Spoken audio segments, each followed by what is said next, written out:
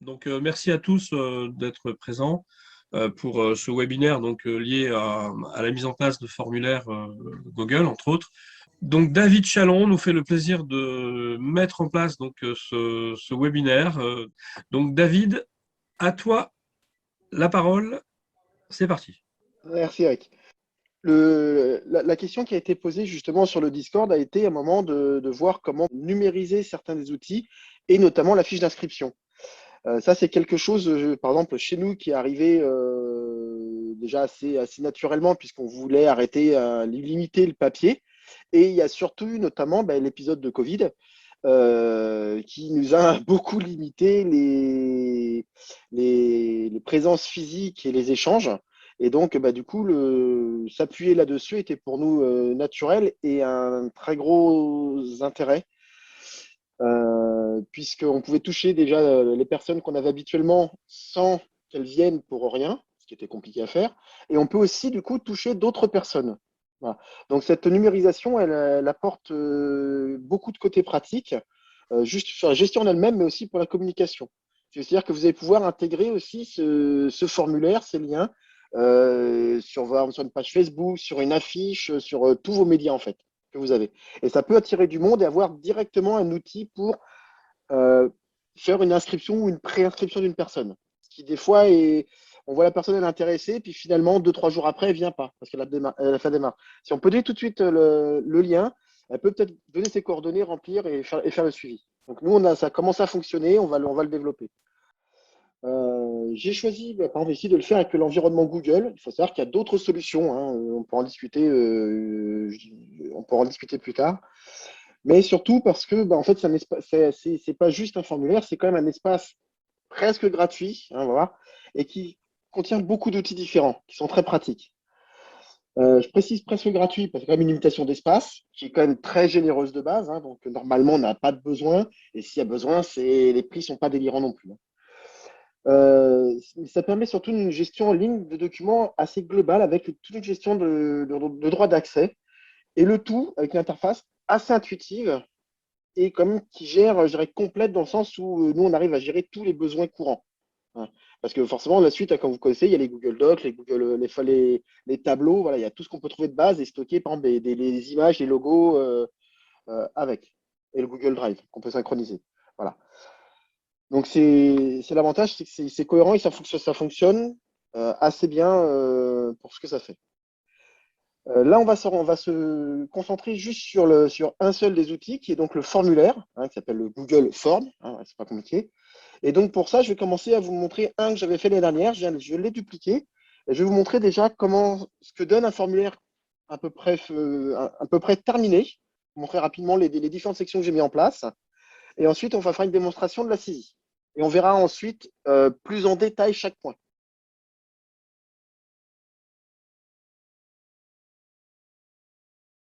Donc ici, voilà, on arrive sur le nom du formulaire que j'ai ouvert et qui s'est ouvert comme j'ai les droits dessus, comme je suis le créateur. Je suis ouvert non pas en mode visualisation, mais en mode modification. Voilà. Et donc pour ça, j'ai les rubriques que l'on voit ici. Donc on va voir qu'il y aura 6 rubriques, hein, qui correspondent à des pages de saisie qui seront indépendantes. On peut personnaliser l'entête, il y a quand même pas mal de choses possibles à faire. Donc le premier bloc ici, c'est en fait c'est la présentation sur lequel j'en reviendrai. J'ai mis à peu près tout ce qu'on a besoin comme information pour remplir plus tard le formulaire.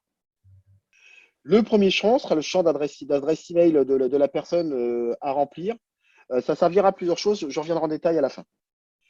Une deuxième page, j'ai fait un peu comme la page renseignement état civil, sur lequel j'ai demandé les informations avec différents champs, des champs textes simples, vous voyez à chaque fois, hein, nom, prénom, les noms de naissance, date de naissance, adresse, numéro de téléphone, un classement FFTT ou FOLEP, ou vide, hein, pour ceux qui n'en ont pas, éventuellement des commentaires. Par exemple, ceux qui veulent, par exemple, nous, on a par exemple des réductions famille, donc c'est ici, on a mis un champ où les gens peuvent saisir, les autres membres de la famille, nous signaler nous poser des questions en même temps, ou nous mettre des parties spécifiques. Je pense que c'est une bonne pratique dans chaque écran de mettre un champ commentaire. Si les gens ils ont du mal à remplir, au pire, ils le mettent là-dedans. Ça m'est déjà arrivé. Et là, ils ne comprenaient pas qu'il fallait remplir tous les champs. Ils m'ont mis un paragraphe en bas. J'ai fait, c'est pas grave, je me débrouille, je le remplis après. Le deuxième écran concerne la partie licence et compétition. Et là, je rappelle encore, voyez, à nouveau la description, la fiche de renseignement sur laquelle on parle de nos licences avec les tarifs. et quelques spécificités qu'on avait chez nous. Le type de licence, on va choisir voilà, le type de licence avec voilà, des boutons radio, là c'est au choix. On peut rajouter aussi en même temps, par exemple, des inscriptions à des compétitions supplémentaires. Ici, j'ai séparé en deux parties pour inclure ceux dont le coût est compris dans la licence. Après, les gens s'inscrivent ou pas pour que la personne qui va s'occuper de la création des équipes sache dès le début qui est intéressé ou pas. Et les compétences supplémentaires avec les tarifs. Et toujours un champ commentaire. Dans le champ commentaire, nous, par exemple, on a qui l'ont utilisé pour dire, par exemple, moi, je vais bien faire le championnat de Paris, mais en remplaçant, par exemple. Je ne peux pas trop me déplacer. Une partie diverse qu'on a mis cette année sur le droit à l'image, en fait, qui est quand même un chapitre important, et sur lequel on a demandé voilà, ce qu'on veut faire, le présenter, et de demander l'autorisation des gens. Le règlement. Donc là, c'est pareil, des méthodes de règlement, toujours avec des liens pour dire avec l'ordre comment on peut payer, si on peut payer en plusieurs fois, une seule fois. Et on indique avec, pareil, hein, toujours les modes de règlement et avec toujours un champ commentaire. Une partie importante qui a été très demandée, qui était quelque chose pour nous d'impératif, c'est aussi pour ça que j'ai validé l'outil, qui a été l'import de documents. Parce que c'est comme, je pense, dans beaucoup d'endroits, la course à récupérer les certificats, les papiers, la fiche, l'autorisation parentale, voilà, tout ça. Et donc, du coup, c'est pareil, on a remis en fait au début la liste des documents. D'ailleurs, je viens de voir, il faudrait que je les remette là. Et on indique quels sont les documents qui vont être joints. Et après, on aura simplement un bouton d'ajouter un fichier, un bouton d'upload, en fait, hein, comme un formulaire assez standard sur beaucoup de sites, hein. Et ces documents-là seront envoyés là. J'ai précisé la phrase la plus importante, celle qu'il y a dedans, c'est que les documents, quand ils vont être mis en ligne, si les gens ils vous les nomment, ils ne mettent pas des bons noms, ça va être compliqué. Alors, on a les liens, mais c'est compliqué. Il faut essayer d'inciter les gens à bien pré-remplir. Ça va vous faire gagner énormément de temps. C'est-à-dire que, par exemple, de nommer les fichiers, ce que je dis avec nom underscore prénom, par exemple, en préfixe, et de cocher les cases envoyées. Voilà. Donc, par exemple, ce qu'on va demander de mettre, par exemple, Chalon David, certificat médical 2019, pour les présents 2019-2020, par exemple. L'avantage, c'est que si les gens font ça, vous allez voir qu'à dépouiller, derrière à traiter, c'est un gain de temps pas possible. C'est bien d'essayer d'éduquer les gens à leur indiquer comment le faire. Ça, c'est important. Et toujours, j'ai mis le commentaire. Et je me suis limité à ces sections-là. Comme on va voir, hein, là, je montrerai rapidement, je décrirai en particulier les types de champs et comment on les remplit plus tard, hein. Je le dis. Et si je veux avoir un aperçu, alors, je vais le remplir. Il y a certains champs, je ne l'ai pas montré, mais voilà, ici, ça apparaît. Voilà, donc là, on est sur page 1 sur 6 et on revoit la première page avec tous les liens, cette fois, qui sont mis en forme proprement. Voilà, des liens, par exemple, sur les documents. Moi, j'ai mis les documents sources à remplir. Certificat, voilà, par exemple, là, c'était l'organigramme pour choisir s'il fallait un certificat médical ou un questionnaire.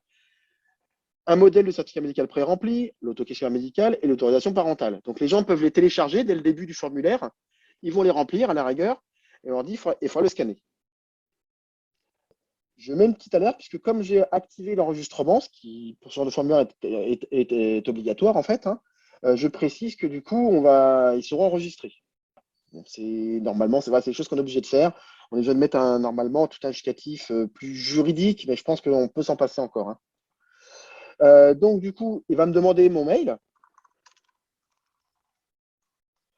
Il est important aussi parce qu'il y aura une communication, un résumé qui va être fait à l'utilisateur à la fin. Il peut ou pas d'ailleurs pouvoir modifier sa fiche derrière, ses réponses. Ça, c'est une option que vous verrez. Et en sachant que ça, on voit que c'est une option obligatoire. J'arrive sur la page de renseignement qu'on a vu tout à l'heure, hein, tout simplement, hein. Pardon, on avait dit mon prénom. Hop. Ouais, attends, être gentil. Toc. Le lieu de naissance, c'est que maintenant c'est obligatoire à mettre. Parfois, l'adresse, hop. Je vais remplir rapidement, hein. Alors, comme vous voyez, il n'y a pas de vérification sur le contenu, hein. Il y a des possibilités, mais c'est un peu compliqué. Au début, je pense que les gens vont remplir normalement. On demande des choses, assez simples. Voilà. Ici, on arrive toujours avec les fiches de renseignement. Je vais remplir rapidement. Hop, hop. On va ça. On va répéter. Tiens, hop. Suivant. Ici, toc, toc, toc, je suis d'accord. Et ici, on va dire, toc, je paye un virement. Et le dernier, par exemple, je vais dire, hop, un auto-questionnaire médical. Je vais joindre juste ça et je vais ajouter un fichier. Donc là, c'est pas très compliqué. Je vais prendre, hop, je vais récupérer un document. Alors, pas n'importe lesquels parce que j'ai mis des filtres. Mais tiens, par exemple, il était ping. Dépasse sa taille maximum autorisée. Ah oui, j'ai mis une limite. Voilà, oui, c'est un gros document. C'est pas grave. Je vais faire autrement. C'est annulé. Voilà, donc on voit le fichier arrive, on peut en mettre plusieurs on peut en mettre plusieurs d'un coup, hein, on peut importer depuis le PC. Là, ce que j'ai fait, c'est que j'ai glissé, déplacé en fait simplement depuis mon navigateur de fichiers, hein. Vous pouvez aussi, si vous avez par exemple un drive, vous pouvez aussi récupérer depuis votre drive si vous avez un drive Google directement, et on fait importer. Voilà. Il faut savoir que c'est important, c'est marqué en bas, hein, une fois que c'est mis, vous voyez, on retrouve le document, vous pouvez l'afficher si vous voulez. On ne peut plus le modifier par contre. On peut le supprimer, mais on ne peut pas le remodifier. Et à partir de là, on peut faire envoyer. Alors, vu que je suis en mode démo, je vais voir si ça fonctionne. Oui, ça passe. À partir de là, vous voyez là, ça a été précisé, ce que j'ai configuré pour faire ça. Une copie a été envoyée par email. Alors, je vais vérifier si je l'ai déjà reçu. Oui, hop là. Donc, j'ai reçu, vous voyez, par email, instantanément, j'ai récupéré directement le contenu du formulaire avec tout ce que j'ai rempli. Comme ça, on peut vérifier. Et j'ai directement les liens pour son souvenir de pouvoir modifier la réponse. Donc, par exemple, si on y retourne, on revient sur le formulaire et comme je suis avec mon compte, je peux le modifier parce que j'ai activé l'option, hein. Donc, ça, c'est le processus de base de ce que ça peut faire. Alors, évidemment, comme vous vous en rendez compte, hein, vous pouvez rajouter tout ce que vous voulez et puis changer les affichages et les détails que vous avez. Et justement, on va voir la deuxième partie, ce qui est côté du club ou du gestionnaire, sur comment est-ce qu'on récupère des données. Alors, c'est là où j'espère que ça va bien se passer, parce que comme j'ai dupliqué un formulaire existant, j'ai eu des surprises. J'ai pas lâché des réponses. Ah, ça commence bien. Alors, vous voyez ici, par exemple, que dans le dossier du formulaire, hein, je reviens. Démo CT. Je reviens ici, il y a un dossier qui a été créé pour les fichiers de réponse. Dedans, normalement, il y aura une chose, alors je n'en aurai qu'un. On se retrouve avec le dossier d'importation. On retrouve le fichier qui a été déposé. Alors, il faut savoir que aussi, normalement, il y a j'ai pas dû comme j'ai déplacé mon formulaire, le dossier n'a pas dû suivre. On a aussi un tableau en fait qui peut être généré automatiquement avec en gros un fichier CSV avec la liste de toutes les réponses, ce qui permet de préparer un listing, de récupérer, faire un traitement groupé derrière. C'est assez brut. Ça prend en gros les noms de ce qu'on a saisi avec le contenu derrière, hein. Donc ça, c'est la partie au niveau fichier. L'autre solution, comme je disais tout à l'heure, on a deux onglets. On a questions et réponses. Quand on est le créateur, on a accès à toutes les réponses. On va voir le résumé avec qui a répondu, on peut voir toute la liste, et on va voir pour chaque champ toutes les réponses une par une. S'il y a deux personnes qui remplissent, on verra le nom, prénom de chaque personne qui a rempli. Là, on va voir le résumé du formulaire en cliquant dessus. Et on peut choisir de voir chaque formulaire un par un. On peut même les imprimer en individuel. Le résumé, il va vous donner le total d'échanges. Vous voyez, par exemple, là, il y a quelques graphes qui sont mis. Bon, ça change un petit peu, mais c'est assez complet. Ah ben ils ont rajouté ça. Je ne l'avais pas avant, tiens. On a affiché le dossier, on va directement dedans. Eh ben c'est parfait. C'est encore plus simple ici. Donc ça, c'est important comme astuce, voilà. On voit la liste des documents des personnes. Quand on le retrouve en individuel, c'est ce que je disais, la partie importante, c'est que ici, même si la personne l'a mal nommé, on peut retrouver les documents de cette personne-là. Où moi, ça m'est arrivé il n'y a pas très longtemps, on m'a redemandé de ressortir un certificat médical. J'ai été prendre la fiche de renseignement, comme je sais que la personne l'avait remplie, et j'ai été directement cliquer ici sans aller chercher. J'ai pris le sien, quel que soit le nom, je m'en fiche. Je savais que c'était un de ces documents-là. Donc j'ai pu le retrouver directement ici. Et là, ici, vous avez la réponse voilà, vous pouvez choisir pour chaque question d'avoir les résultats. Voilà. Et voilà, ici à la fin, on va le refaire. On peut créer une fiche de calcul qu'on va renommer au même endroit. Hop, là, j'ai créé une nouvelle. Et il fait un tableau, voilà, c'est une extraction assez standard avec, voilà, on voit tous les champs.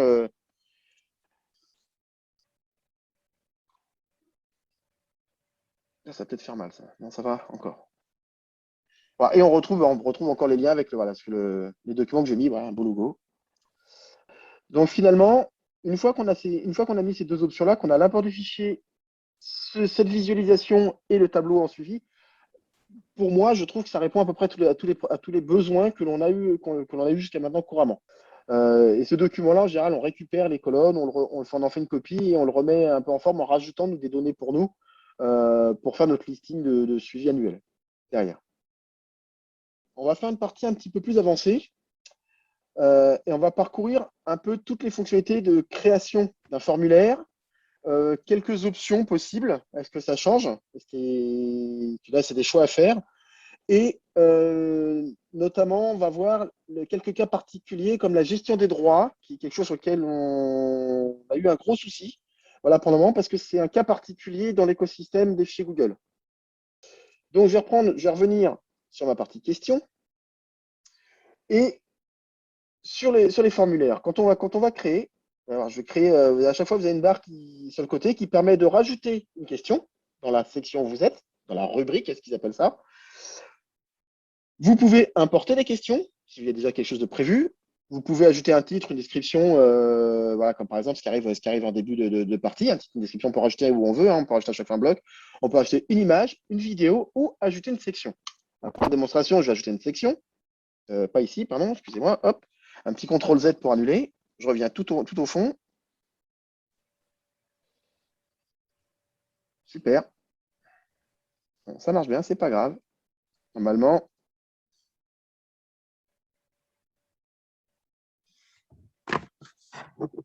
Eh ben, elle marche bien celle-là, tiens, déplacer la section. Ah non, non. Il me l'a créé en plein milieu, j'aime bien.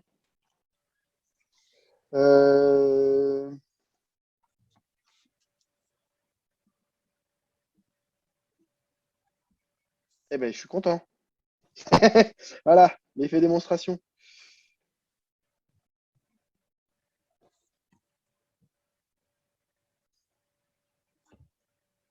Et m'a pas si, ah bah, voilà. En plus, ça fait un petit moment que je ne l'ai pas fait. Voilà, j'ai un petit changement parce que là, il me la rajoute en plein milieu maintenant. C'est pas grave. On peut déplacer chaque bloc d'une section à l'autre. Hop, ça, je ne vais pas tout casser. Donc, vous trouvez une section sans titre, hein, forcément, ici, on va mettre son titre et la description que l'on veut. Et ici, on va pouvoir ajouter une question. Les questions, il y a différents types de présentation. Vous avez par exemple une réponse courte que j'ai utilisée par exemple pour un champ sur lequel il n'y a qu'une seule ligne, par exemple un nom, prénom, une ville, tout ce qui est réponse courte. Vous pouvez avoir un paragraphe qui va vous faire un bloc de texte où la personne va pouvoir saisir ce qu'elle veut, y compris un roman. Et derrière, vous avez des choix multiples. Les choix multiples, ce sont des boutons radio sur lesquels on ne peut faire par défaut qu'une option. C'est-à-dire qu'on va choisir, par exemple, c'est là où on va choisir licence traditionnelle ou promotionnelle, dans le cas que j'avais fait plus haut, ici. Vous avez des cases à cocher sur lesquelles on peut en sélectionner plusieurs. Voilà. Des cases à cocher. On peut faire aussi des listes déroulantes. On va mettre des options et ça apparaîtra sous forme de liste déroulante et on en choisit une. Et on aura toujours la question. Et à chaque fois, pour acheter des options, vous avez l'option 1, l'option 2, l'option 3. Et vous pouvez on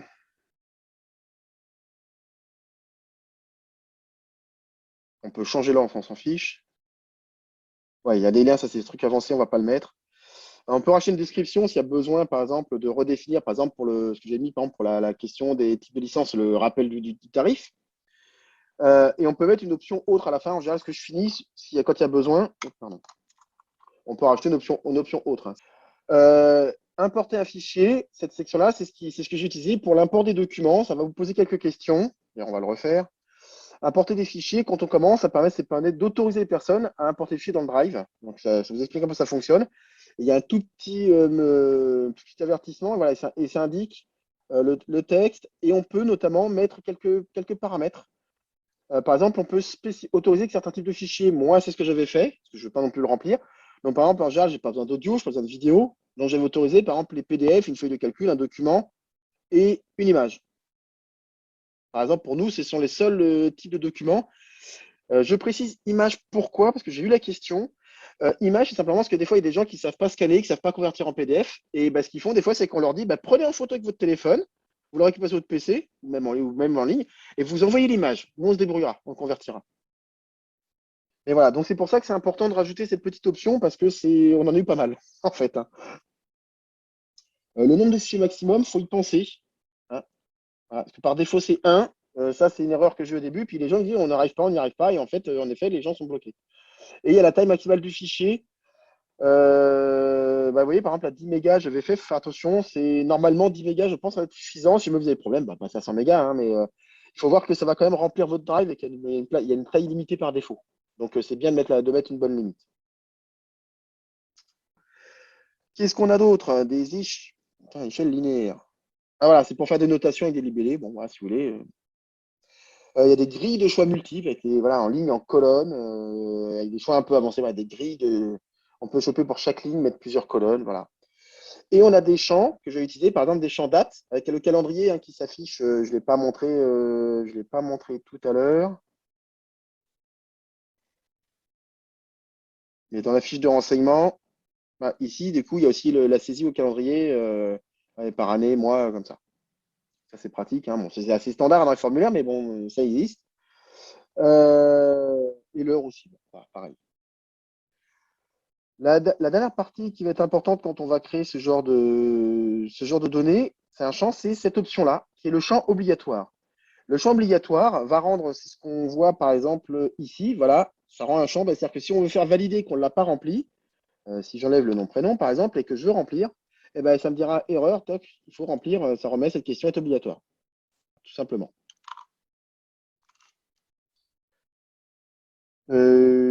Et ici, des fois, de temps en temps, vous avez quelques options. Alors, le description, c'est ce qui permet de rajouter ce petit champ-là pour le mettre. Il n'y est pas par défaut, hein, normalement. Quand vous avez regardé, quand j'ai importé, là, il y est. Voilà. Il n'y est pas forcément par défaut. Donc, vous pouvez le mettre, ça dépend des champs. Et la validation de réponse, ça, on peut, mais ça fait un tutoriel complètement à part. C'est ce qui permet, en fait, de mettre des règles pour vérifier ce qui a été rempli. Par exemple, si vous avez demandé de mettre un montant ou une quantité, vous pouvez vérifier si c'est bien un nombre et avec éventuellement des valeurs, des règles, etc. Et on peut faire du traitement, des règles assez complexes a priori. Donc ça, on peut regarder si ce sera vraiment dans le truc particulier. S'il y a besoin, on pourra essayer de regarder. Voilà pour la partie sur les champs et sur les rubriques. En fait, on peut faire des sauts. Hein. Entre chaque rubrique, on peut faire autre chose. Il y a des fonctions un peu plus avancées qui disent on peut mettre un formulaire avec des choix. Et en fonction du choix qu'on a fait, ça renvoie vers une autre page. Voilà, donc on peut aller assez loin. L'autre partie, la partie un peu globale du formulaire, c'est la personnalisation, sur lequel vous avez un en-tête, une couleur de thème et une couleur d'arrière-plan. Et un style de police, vous voyez, il n'y en a que 4. Hein, c'est simple. Il n'y a pas besoin de faire, il n'y a pas de fioriture. Là, ça ne va pas faire un truc suffisant, je pense. L'aperçu que j'ai vu là, qui permet donc vous de voir comment ça sera rendu pour l'utilisateur. Et l'onglet paramètres. Voilà, où là, il y a pas mal de choses. Le premier, et là, on rentre dans les choses qui sont importantes. C'est là qu'il faut vraiment regarder. Notamment le premier qui est collecter les adresses email. Collecter les adresses email, c'est ce qui va faire que dans le premier champ, ici, voilà, c'est ce que ça affiche. Ça va avoir le nom obligatoire et ça demande à collecter l'adresse email. C'est important parce que derrière, ça vous permet d'envoyer une copie des réponses. Alors, vous pouvez le faire en option, vous pouvez toujours l'envoyer. Moi, je recommande de toujours l'envoyer parce que c'est bien que les gens aient un accusé de réception de ce qu'ils ont fait, ça évite qu'ils vous appellent. Et en même temps, ils peuvent relire ce qu'ils ont fait, corriger si vous avez autorisé, et ils ont le lien sur le formulaire.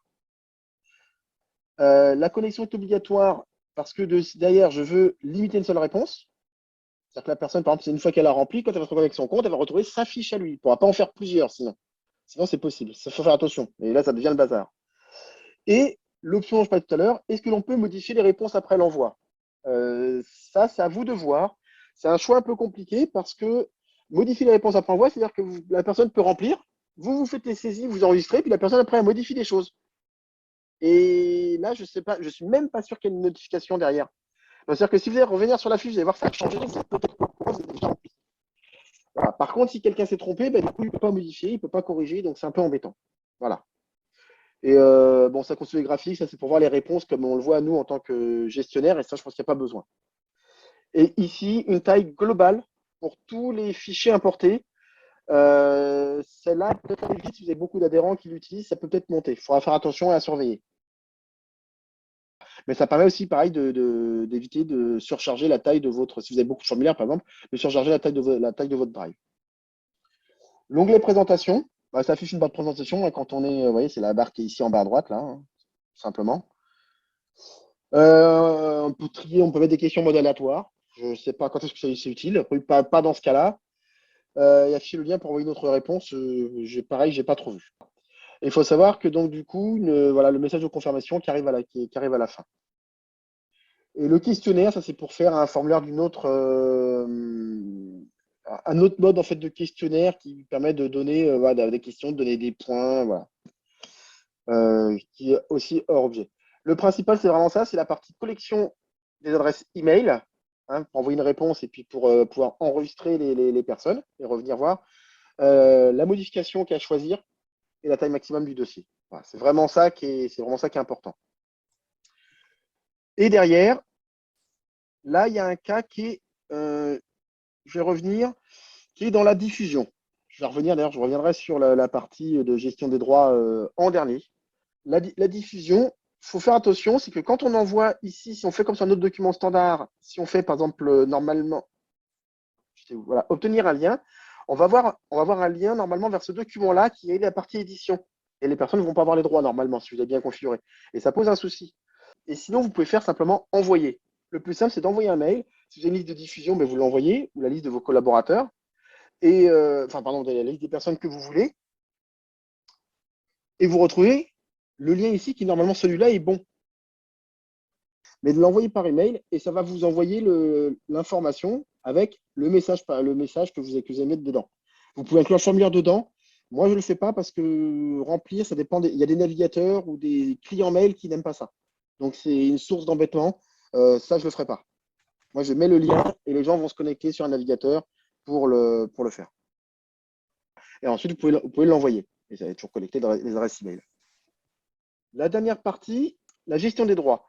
Sur le Drive, si vous ne connaissez pas, sur chaque fichier, vous pouvez partager un document. Voilà, vous pouvez mettre des droits sur un document. Bon, je n'avais pas mis beaucoup.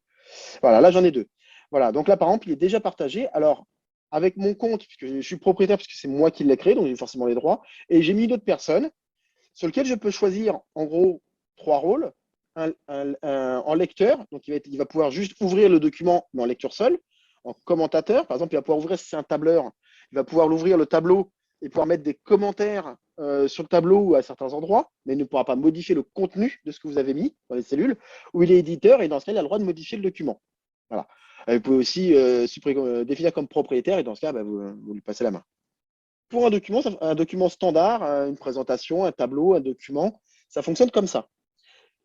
L'inconvénient, sur un formulaire, c'est différent. Celui qui est éditeur, quand il va l'ouvrir, il ne va pas l'ouvrir en lecture seule, il va l'ouvrir en mode édition, par défaut. Et ce qui fait que moi, ce qui m'est arrivé, par exemple, c'est ça qui est important, c'est que quand j'ai demandé, par exemple, aux personnes du bureau de prendre le formulaire et de le tester, je leur ai envoyé ce lien-là, et comme ils avaient les droits d'édition, quand je leur ai envoyé le lien, ils ont cliqué sur le lien, et ça l'a ouvert ici. Et donc, la première personne qui l'a fait, qu'est-ce qu'elle a fait? Elle a remplacé tous les textes que j'avais mis, genre nom de naissance, là, ici, le libellé, en mettant son nom. Et donc, il m'a foiré tout le formulaire parce qu'en fait, au lieu de le remplir en étant en mode visualisation aperçue ou mode test, ici, il l'a ouvert en mode édition. Donc, en fait, ce que j'ai dû faire, et c'est vraiment un cas particulier, ça, j'ai mis du temps à le trouver, c'est qu'en fait, j'ai enlevé les droits à tous ceux qui n'avaient pas besoin d'éditer le dossier. En gros, je les gardais pour moi et une autre personne. Et tous les autres, je les ai mis en lecture seule. Et du coup, j'ai pu leur partager et ils ont pu enfin le tester, le remplir normalement. Mais ça, c'est vraiment un cas piégeux, faut le voir. Moi, ça m'a coûté quelques heures, hein, pas mal d'heures. Je l'ai recréé plusieurs fois, je l'ai remodifié plusieurs fois et il a été réécrasé plusieurs fois. Voilà, j'étais content jusqu'à ce que je cherche vraiment un peu plus loin. Mais je pense que c'est ce qui sera, ce qui vous arrivera, c'est je pense qui vous arrivera le pire sur le document. Donc, l'astuce, hein, c'est de dire quand vous partagez avec quelques personnes, il y a un ou deux éditeurs, tous les autres, ils sont en lecture. Voilà. Ou en commentateur. C'est une bonne question. Ça, est-ce qu'on peut mettre en commentaire? Commentaire, ouais, c'est ça qui dit. Je sais pas si on peut. Pardon. Je sais pas si on peut le mettre. Voilà, il n'y a pas. Vous voyez, d'ailleurs, il y a la preuve, il n'y a pas lecteur et il y a pas éditeur, en fait. Il faut empêcher, c'est ça, c'est même pire que ça. Il ne faut pas enlever les droits des personnes. Enfin, c'est-à-dire que là, par exemple, il faut faire supprimer. Il faut enlever la personne. Là, je ne vais pas le faire. Ignorer les modifications. Alors là, c'est mal fait celui-là. Excusez-moi. C'est bon, c'est fait. Voilà. Il faut même, c'est même pire que ça. Voilà. Il faut enlever les droits des personnes, puisque le seul droit possible, c'est éditeur. Et à partir de là, vous pouvez leur partager le lien. Vous pouvez leur envoyer par mail, comme j'ai fait tout à l'heure. Et là, ils pourront l'ouvrir en mode aperçu, c'est en mode remplissage, on va dire. Derrière, pensez à mettre, comme ça va créer automatiquement des sous-dossiers derrière, pensez à mettre votre formulaire dans un dossier. Vous aurez le tableau d'inclusif avec, et vous aurez en sous-dossier les fichiers de résultats, les fichiers qui ont été uploadés derrière. Donc faites attention à ne pas le mettre dans un dossier où il y a tout en même temps. Prévoyez vos dossiers pour chaque formulaire. Je pense que c'est ce qu'il y a de plus simple à chaque fois. Cette présentation est maintenant terminée.